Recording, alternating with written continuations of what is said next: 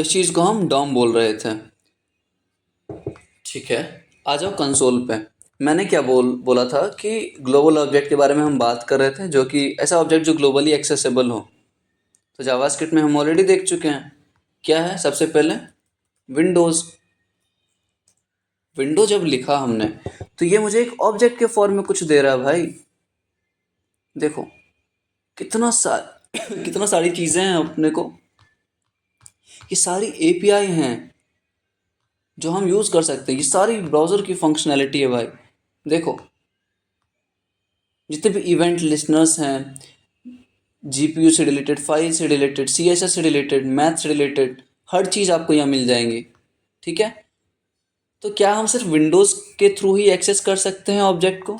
नहीं, काफ़ी सारे और तरीके हैं। एक चीज़ और देखो, आप दिस जब लिखोगे ना तो आपको वापस से सेम चीज़ मिलेंगी, क्योंकि हमने ये भी पढ़ा है कि ऑब्जेक्ट को एक्सेस करना है तो दिस कीवर्ड का यूज़ करते हैं। तो ब्राउज़र पे भी वही केस है कि अगर हमें ऑब्जेक्ट लेना है कहीं भी ग्लोबली, ग्लोबली याद रखना हर हमेशा, तो दिस का भी यूज़ कर सकते हैं, विंडोज़ का भी यूज़ कर सकते हैं। एक चीज़ और आता है, दो चीज़ और आता है बाई केस, सेल्फ। सेल्फ भी करा हमने तो ये भी ऑब्जेक्ट शो कर रहा है।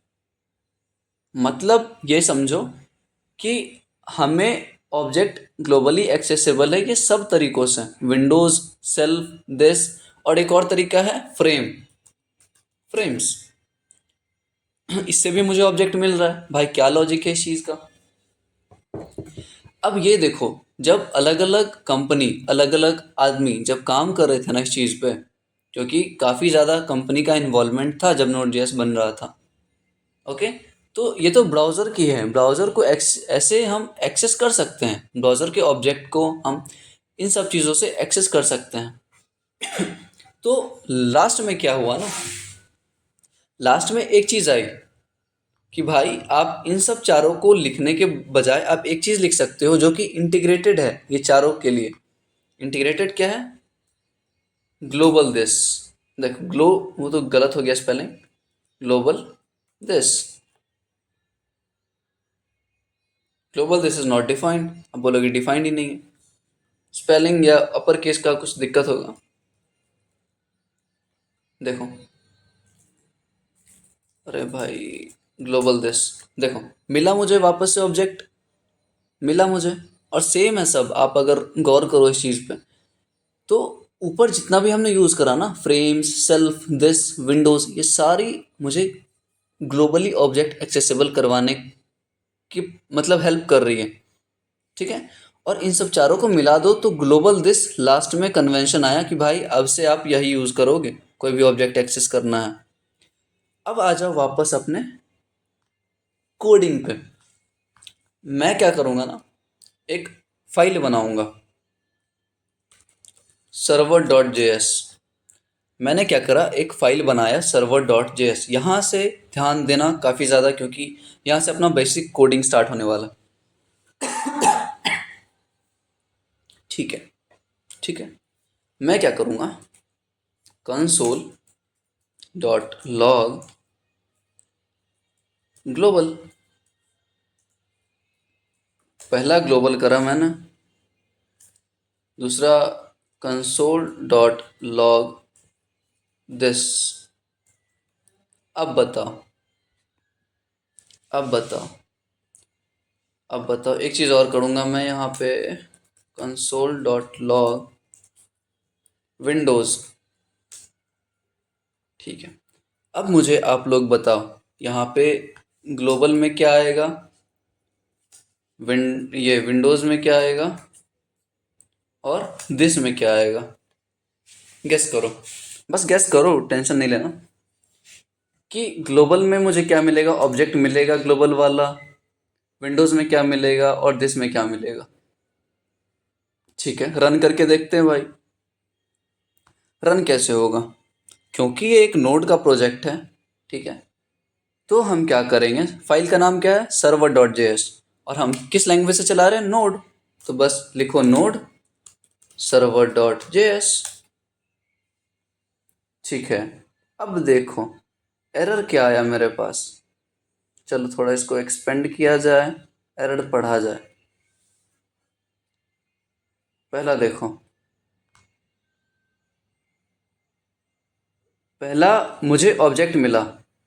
देखो ग्लोबल जब मैंने किया, ध्यान से देखो इस चीज़ को, जब मैंने ग्लोबल किया, पहला ग्लोबल था और मुझे एक ऑब्जेक्ट फॉर्म में वो दे दिया। ये सारा ऑब्जेक्ट मिला मुझे कब मिला? जब मैंने ग्लोबल किया। First statement global. देखो विंडोज़ के अलावा, विंडोज़ जो हम ब्राउज़र पे यूज़ करते हैं ना ग्लोबल एक्सेस करने के लिए, अब विंडोज़ की जगह तुम हमेशा ग्लोबल को याद रखना कि विंडोज़ अगर हम मुझे सर्वर पे देखना है, ऑब्जेक्ट एक्सेस करना है, तो हम किसका यूज़ करेंगे? ग्लोबल, ग्लोबल यूज़ करेंगे। सेकंड मेरे पास क्या था? विंडो। अब देखो, अब विंडोज़ यहाँ डिफाइंड नहीं है, विंडो सिर्फ ब्राउज़र पे डिफाइंड था, ठीक है। और वो चीज़ यहाँ नोड जेएस में डिफाइंड नहीं है। विंडो की जगह पे कौन आ गया? ग्लोबल। तो विंडोज़ डिफाइंड नहीं है, तो वही तो बोल रहा है विंडोज़ इज़ नॉट डिफाइंड। सही तो एरर दे रहा भाई। अब जब ये डिफाइंड नहीं है तो इसका कुछ रिटर्न नहीं देगा, और एरर आ गई तो इसके जावास्क्रिप्ट कैसे रन होता है ना, वो लाइन बाय लाइन रन होगा। टॉप टू बॉटम आ रहा है, तो ग्लोबल वाले में मुझे एक ऑब्जेक्ट मिला, विंडोज़ वाले में मुझे कुछ नहीं मिला क्योंकि डिफाइंड नहीं है, तो इसमें एरर दे दिया, ठीक है। थर्ड वाले में दिस। अब ये कॉन्सेप्ट तगड़ा है। वापस चलाओ आप नोड सर्वर डॉट जेएस। अब देखो मुझे, अरे यार सेव नहीं करा, सॉरी सॉरी सॉरी सेव नहीं करा मैंने। नोड सर्वर डॉट जेएस, ठीक है। अब यहाँ पे कॉन्सेप्ट समझो। पहला वाला मैंने जब ग्लोबल चलाया, ग्लोबल को मैंने कंसोल लॉग करवाया तो मुझे एक ऑब्जेक्ट दिया, ठीक है भाई, ऑब्जेक्ट दिया यहाँ तक। सेकंड जब दिस को मैंने करा ना कंसोल लॉग, तो दिस में क्या हो रहा था? ब्राउजर में मुझे क्या मिल रहा था? ऑब्जेक्ट, दिस को रन करने से। अब मुझे क्या मिल रहा है? एक एम्प्टी ऑब्जेक्ट मिल रहा है। तो ये डिफरेंस है ग्लोबल का, ग्लोबल ऑब्जेक्ट का। मतलब जो चीज़, मतलब ये सारे डिफरेंसेस मान के चलो आप, जो पहले V8 इंजन के साथ यूज़ होता था और अभी V8 इंजन में क्या डिफरेंसेस हैं, कैसे ऑब्जेक्ट एक्सेसिबल हैं। पहले विंडोज़ यूज़ करते थे हम, एज लाइक वापस देख सकते हो, सेल्फ यूज़ करते थे, दिस यूज़ करते थे, फ्रेम्स यूज़ करते थे, और ग्लोबल दिस तक यूज़ करते थे। लेकिन जब हम सर्वर पे आए, जब हमें सर्वर बनाना है, तो हम अपने जो एक्सेस करेंगे ऑब्जेक्ट को वो ग्लोबल के थ्रू करेंगे, और जब दिस करोगे तो वो एक एम्प्टी ऑब्जेक्ट देगा हमें, ठीक है, एम्प्टी ऑब्जेक्ट वो हमें देगा। इतना हम समझ लिए अच्छे से, डन। अब चलो, अब मेन कॉन्सेप्ट जानने की बारी आ गई है। मेन कॉन्सेप्ट अगर मैं बताऊं, मेन कॉन्सेप्ट क्या है? स्टार्टिंग ऑफ आवर कोड, कि कहाँ से भाई स्टार्ट करना है, कुछ तो बताओ। चलो बताते हैं, आजा। तो ये क्लीन अप करो, पहले क्लीन अप कर दिया। अब देखो, चलो डॉक्यूमेंटेशन पे। किसके? नोड पे नहीं जाना है। अब देखो मैंने क्या बोला था, दो दो चार लेक्चर होंगे नोड के ऊपर, कैसे काम करता है नोड। उसके बाद मैंने क्या बोला था? We will be moving on to the framework Express. यहाँ देखो, नोड बेसिक स्ट्रक्चर हमने देख लिया है, detail working of JS engine देख लिया, हिस्ट्री देख लिया, डेफिनेशन देख लिया। अब आ जाओ एक्सप्रेस के, एक्सप्रेस, expressjs.com। ये क्या है भाई साहब? ठीक है, गाइड है क्या कहीं पे? डॉक्स डॉक्स कुछ है?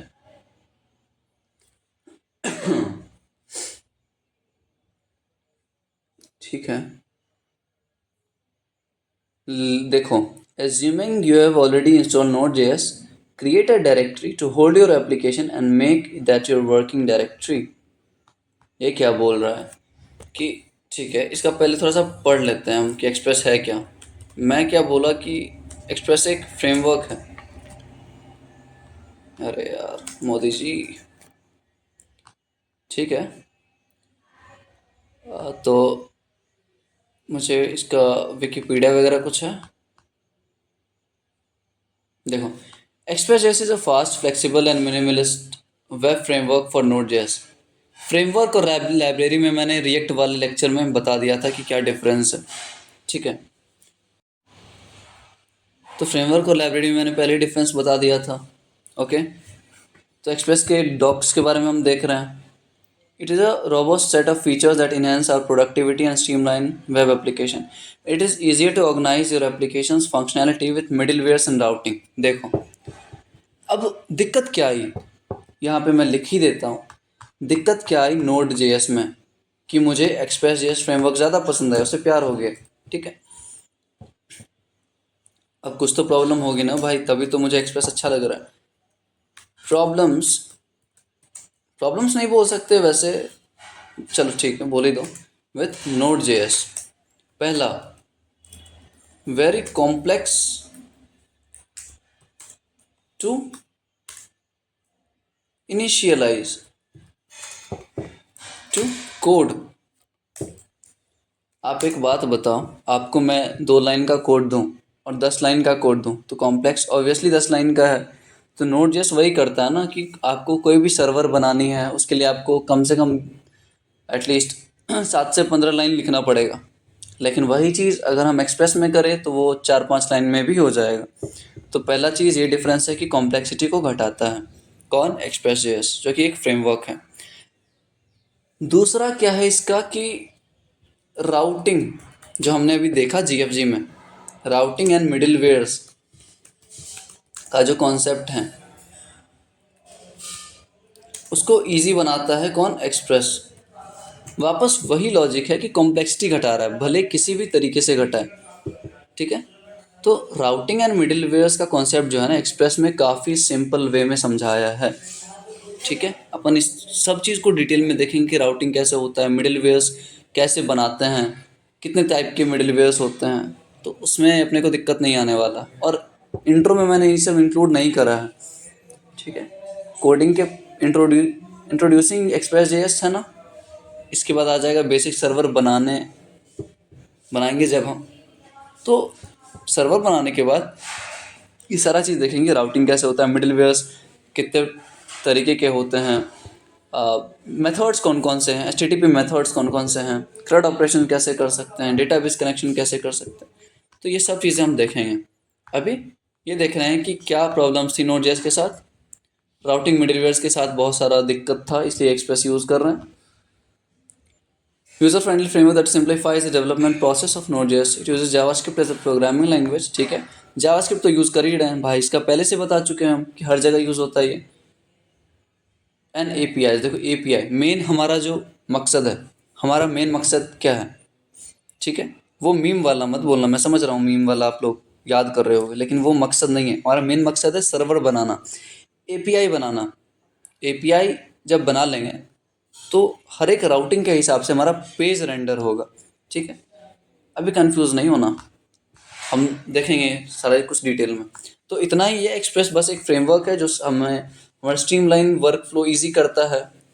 ठीक है, हर चीज़ प्रोवाइड करता है और राउटिंग मिडिलवेयर्स को ईजी बनाता है। इतना देख लिया हमने। अब आ जाओ basic setup of our Express JS.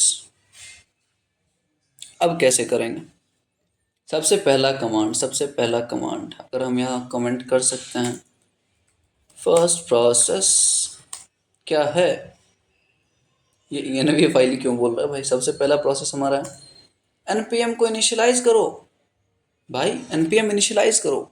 इसका ये मतलब है कि देखो, मैंने जब इंस्टॉल किया था नोड.जेएस इंस्टॉल करा तो मैंने क्या बताया था, 2 चीज़ आया उसके साथ, एक V8 इंजन आया जावास्क्रिप्ट का और दूसरा चीज़ आया इसके पास सुपर पावर्स में npm भी था। npm एक पैकेज मैनेजर है जो नोड का डिफ़ॉल्ट पैकेज मैनेजर है, तो इसके साथ आएगा ही।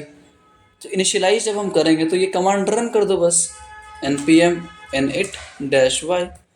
अब आप बोलोगे भाई npm init भी तो कर सकते हो, इनिशियलाइज ही करना, -y लगाने का क्या ज़रूरी।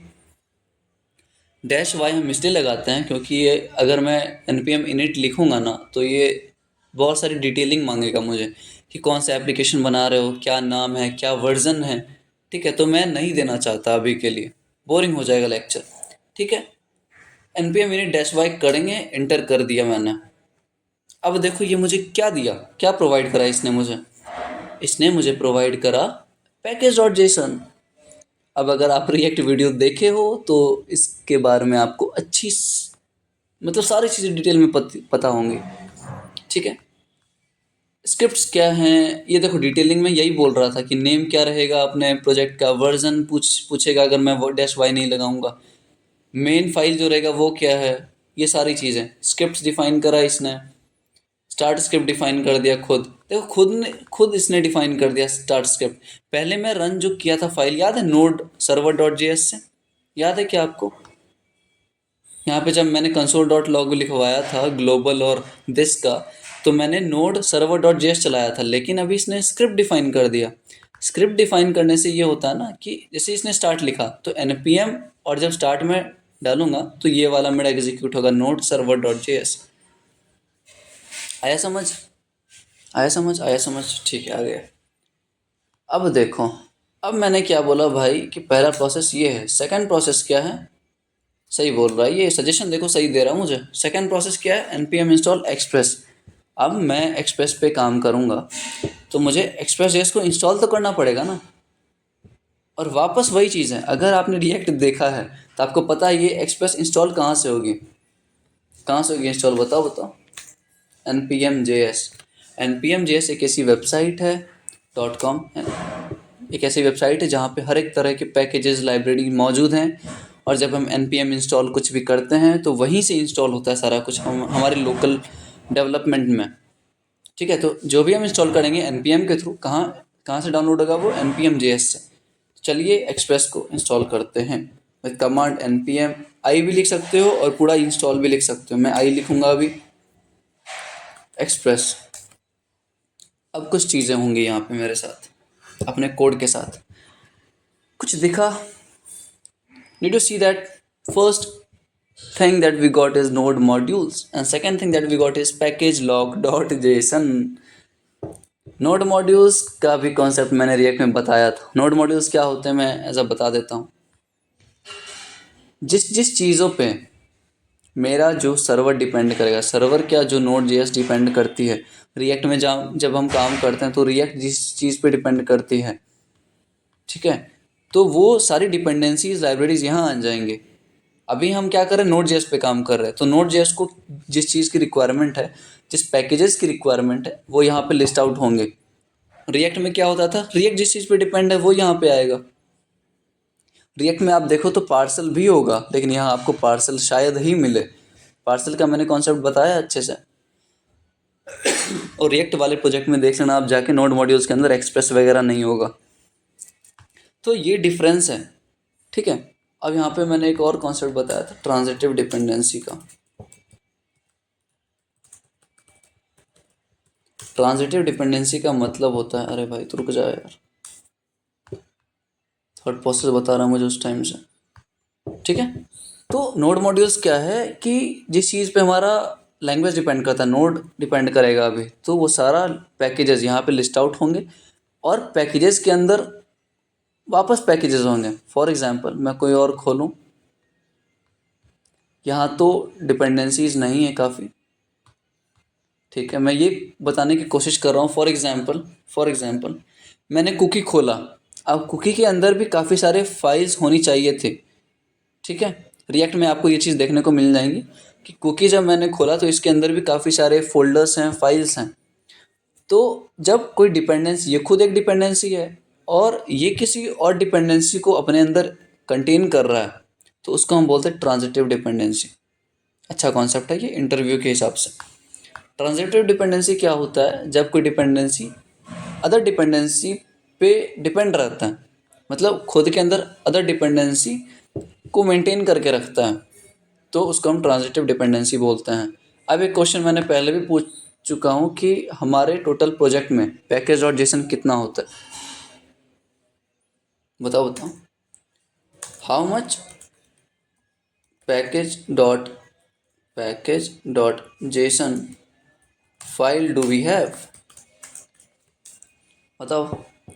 हमारे पास, आप लोग बोलोगे कि एक ही है, तो भाई एक ही दिख रहा है तो एक ही है, नहीं। दिक्कत ये है कि एक पैकेज डॉट जेसन नहीं है हमारे पास। मैं अगर बताऊं कि काफ़ी सारे पैकेज डॉट जेसन है, तो आप बोलोगे दिखाओ भाई कहाँ पे है। मैंने क्या बोला कि हम काफ़ी पैकेज डॉट जेसन फाइल्स हैं हमारे पास, अब चलो नोड मॉड्यूल्स में गया, हम कोई भी एक उठा लो पैकेज, कॉल ब्लाइंड पे गया। अब देखो, अब इन सब का पैकेज और जेसन दिख रहा है। तो मतलब क्या समझा मैंने कि जितनी भी लाइब्रेरीज हैं, जितनी भी पैकेजेस हैं, सबके सबके कुछ ना कुछ पैकेज डॉट जेसन है, सबका कुछ ना कुछ डिटेलिंग है, क्या काम कर रहा है वो। चलो कंटेंट टाइप जब हम खोलते हैं तो इंडेक्स डॉट जेएस देखो, और जब आप देखोगे तो इसमें काफ़ी सारे कोड मिलेंगे आपको। सब लाइब्रेरीज हैं भाई, काफ़ी सारे डेवलपर यही तो करते हैं बैठ बैठ के। और ये सारी जो चीज़ें हैं ना वो एक्सपोर्ट होंगी कहीं ना कहीं। आप अगर कंट्रोल एफ से सर्च करो एक्सपोर्ट, देखो export format, export dot parse, ये सब जो भी हैं एक्सपोर्ट होती है कहीं ना कहीं से। और एक्सपोर्ट यहाँ से होती है तभी हम npm इंस्टॉल कर पाते हैं। npm इंस्टॉल क्या, इसको इंपोर्ट करेंगे डायरेक्ट लाइब्रेरी से। यहाँ पे हमारे पास लाइब्रेरी है, यहाँ से इंपोर्ट करते हैं। आपको याद है रिएक्ट जब हम इंपोर्ट कर रहे थे तो कर रहे थे इंपोर्ट रिएक्ट फ्रॉम रिएक्ट, तो लास्ट वाला जो डबल कोट्स के अंदर आ रहा था ना रिएक्ट वाला, तो वो इसी यहीं से कहीं से आ रहा था, नोड मॉड्यूल से। ऐसा नहीं है कि हम npm js से डाउनलोड कर रहे हैं, नहीं। इतना समझ आ गया अपने को नोड मॉड्यूल्स का काम। डन। अब आ जाओ पैकेज लॉग डॉट जेसन। यहाँ पे मैंने रिएक्ट में वापस ये डिफरेंस बताया है आप लोगों की पैकेज डॉट जेसन और पैकेज लॉग डॉट जेसन में क्या डिफरेंस है। चलो वापस देख लेते हैं, कोई दिक्कत नहीं। यहाँ पे मुझे कुछ दिख रहा है क्या, वर्जन कहीं पे है? हाँ चलो ठीक है, मिल गया। देखो यहाँ डिपेंडेंसीज में एक्सप्रेस है अपने पास, देख लो आप अच्छे से देख लो। पहले यहाँ पे हमारे पास पहले डिटेलिंग रहती है एप्लीकेशन की, फिर स्क्रिप्ट्स डिफाइन रहते हैं, उसके बाद हमारे पास डिपेंडेंसीज आते हैं, लाइसेंस वगैरह। अब यहाँ पे अगर मैं बताऊँ कि पैकेज डॉट जेसन में क्या होता है ना, package dot JSON is responsible, इसमें हम कुछ चेंज नहीं कर सकते हैं। फॉर एग्जांपल अगर मैं यहाँ ट्राई करूँगा कमेंटिंग करने का तो ये दिक्कत देगा, तो यहाँ मैं कुछ नहीं कर सकता। तो यहाँ पे अगर मैं लिखूँ package dot JSON is used to manage dependency, लेकिन ये तो सजेस्ट कर रहा है जो कि फालतू कर रहा है, to manage the updates of the package. ये एक्चुअल इसका डेफिनेशन है। पैकेज और जेसन है ना वो अपडेट मैनेज करता है कोई भी वर्जन चेंज में। पैकेज इसमें क्या हो जाएगा, कौन कौन से हो जाएंगे? सबसे पहला minor update and major update. Minor और मेजर अपडेट में आपको डिफरेंस पता होनी चाहिए। पैकेज और जेसन में जब मैं आया तो जब यहाँ पे 4.19.2 जब है ना, जब यहाँ 2 से 3 होगा या 2 से 8 होगा या कुछ भी, ठीक है, तो उसको माइनर अपडेट बोलेंगे हम। ठीक है, तो उसको माइनर अपडेट, अगर छोटा सा चेंज हो रहा है तो उसको माइनर अपडेट बोलेंगे। और अगर 4 से 5 हो रहा है, यहाँ पे देखो अगर ये 4 से 5 हो रहा है या फिर 8 हो रहा है या फिर 6 हो रहा है, कुछ भी हो रहा है, तो इसको मेजर अपडेट बोलेंगे। माइनर अपडेट के लिए कौन रिस्पॉन्सिबल है? आप बोलोगे भाई मैंने तो बोला पैकेज डॉट जेसन रिस्पॉन्सिबल है, लेकिन उससे भी पहले एक चीज़ रिस्पॉन्सिबल है, वो है ये सिंबल। इस सिंबल को हम बोलते हैं कैरेट। लिख देता हूँ CA कैरेट। ठीक है, इसका सिंबल कहाँ मिलेगा मुझे? कीपैड में। अच्छा हाँ, तो कैरेट का क्या काम है? Is use to update the minor version of package. अब कोई भी अपडेट होगा ना माइनर अपडेट, तो कैरेट रिस्पॉन्सिबल होगा। अब दूसरा कौन सा है मेरे पास, खुद सजेस्ट करेगा, ये पता था मुझे। टिल्डे, ये जो साइन है ना, is use to update the patch version. Patch version थोड़ा हाई डेफिनेशन लग रहा है, मेजर वर्जन बोलो, major version of the package. ठीक है, अगर कोई ज़्यादा बड़ा अपडेट है ना तो वो टिल्डे काम करेगा, नहीं तो कैरेट काम करेगा। सिंबल देख लो दोनों का अच्छे से। तो यहाँ पे अभी कौन सा है, यहाँ पे अभी कैरेट वाला है, मतलब माइनर अपडेट करेगा ये। यहाँ पे अगर मैं रिप्लेस करके टिल्डे लगा दूँ तो ये मेजर अपडेट के लिए रिस्पॉन्सिबल है। तो पैकेज और जेसन क्या है ना, अपडेट्स के लिए रिस्पॉन्सिबिलिटी लेता है वो।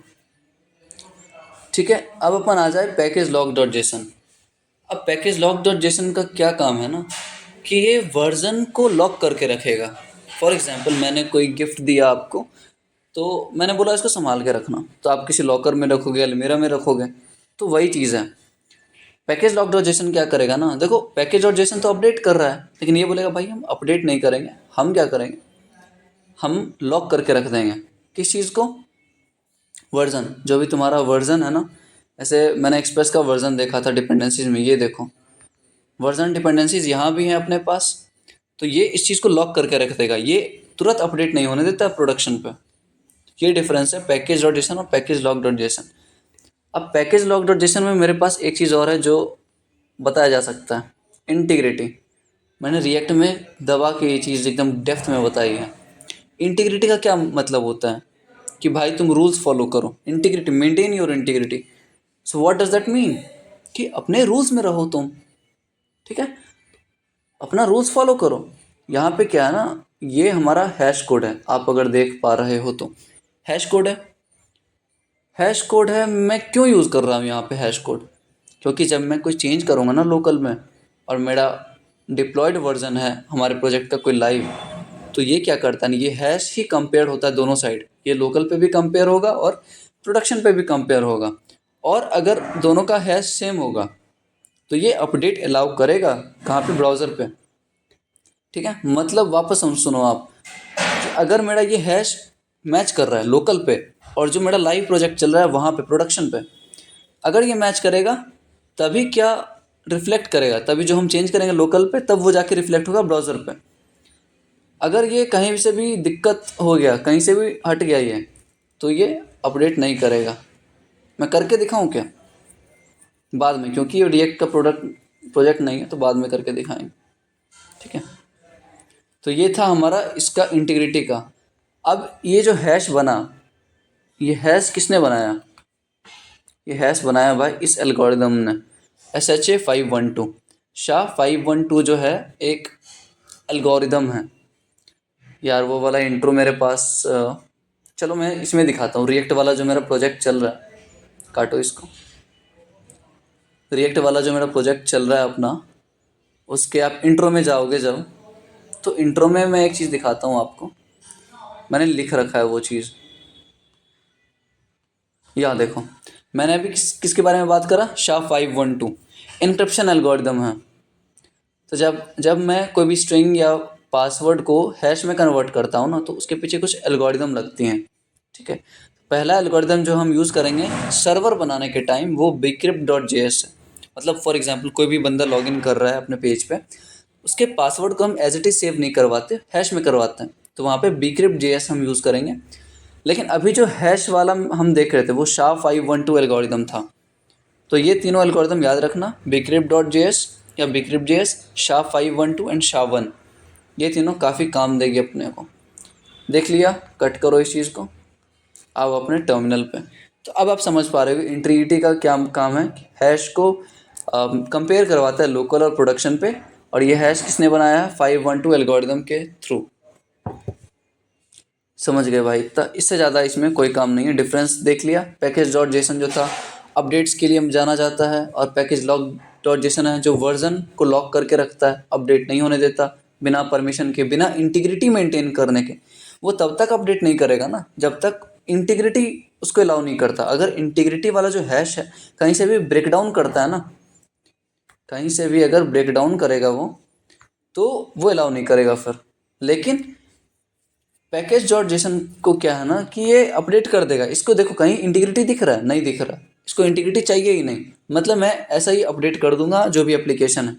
लेकिन package dot lock dot JSON के पास क्या है ना कि जब इंटीग्रिटी मेरा मैच करेगा दोनों साइड से, तभी मैं रेंडर करवाऊंगा कंपोनेंट्स को, ऐसे नहीं करवाऊंगा।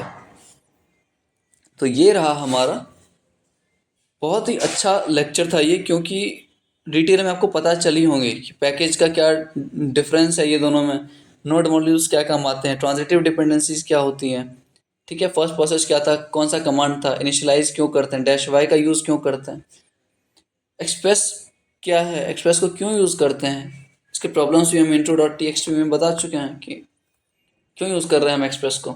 ओके, तो ये रीज़न था। चलिए नेक्स्ट लेक्चर में हम बात करते हैं। ओके।